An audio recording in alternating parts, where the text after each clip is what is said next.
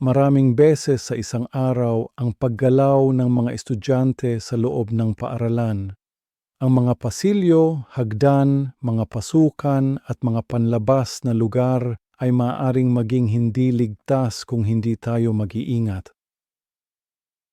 Nagsisimula ang ligtas na paggalaw sa pagkilala sa posibleng panganib.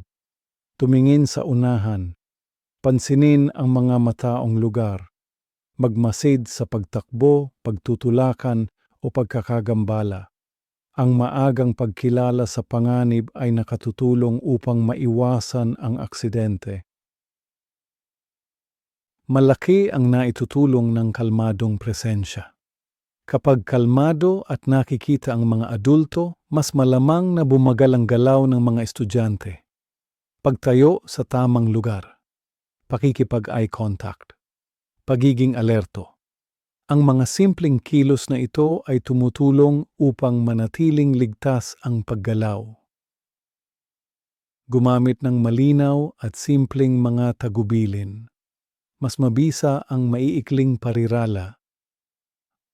Pakibagalan. Maglakad po. Dito po. Ang mahinahong galaw ng kamay ay maaring gumabay sa mga estudyante nang hindi kailangan ng maraming salita.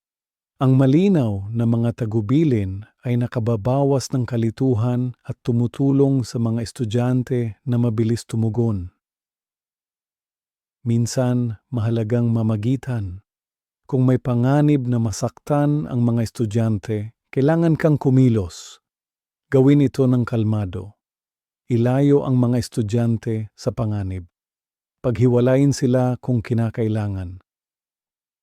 Humingi ng tulong kung seryoso ang sitwasyon. Huwag sumigaw. Huwag makipagtalo. Unahin ang kaligtasan.